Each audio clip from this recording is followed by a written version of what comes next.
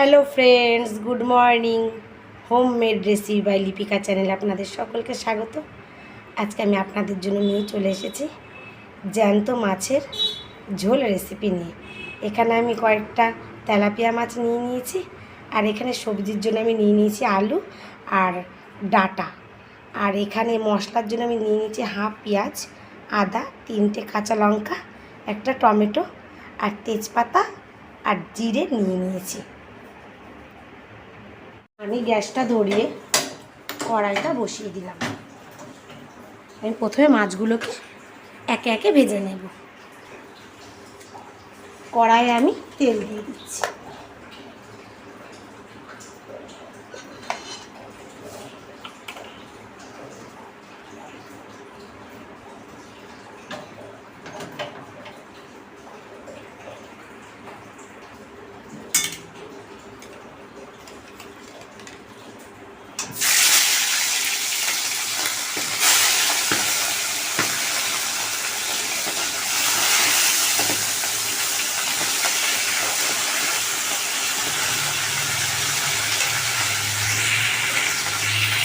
মাছগুলো ভাজা হতে হতে আমি এখানে মশলাগুলো করে নিচ্ছি। আমি একটু জিরে, আদা, পেঁয়াজ আর লঙ্কাটাকে বেটে দেবো।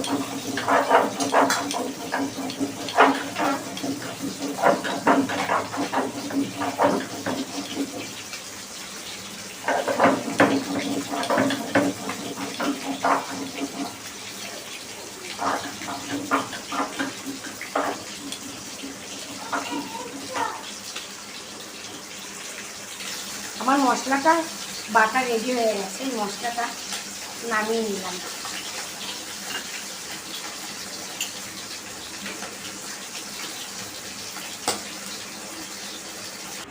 মাছগুলো আমার সব ভাজা হয়ে গেছে। আমি বাদ বাকি যে তেলটা রয়েছে তার মধ্যে তেজপাতাটা আর কিছু সাদা জিরে ফোড়ন দিয়ে দিলাম।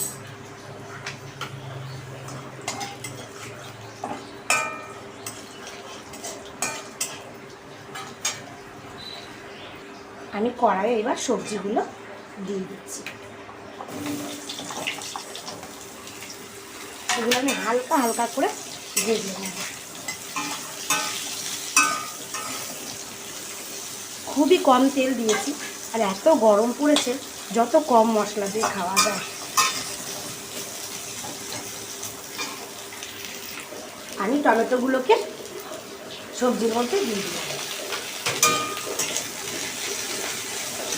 টমেটোটাকে আমি হালকা করে ভেজে নেব।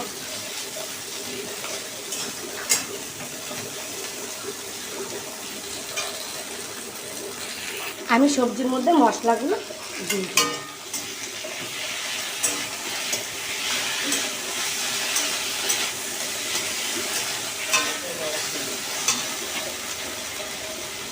আমি হলুদ, লবণ সব একবারে দিয়ে ভালো করে আলুটাকে, ডাঁটাটাকে ভালো করে মশলার সাথে মিশিয়ে দেব।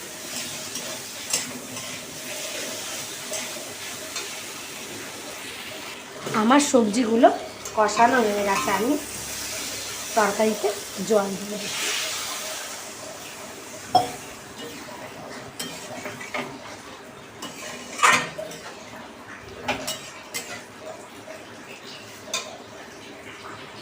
আমি তরকারিটা থালা দিয়ে রেখে দিচ্ছি।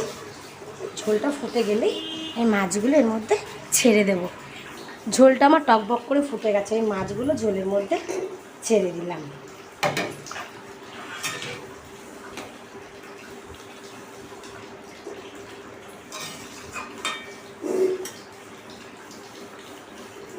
দিয়ে আমি আবার ঢেকে দিচ্ছি।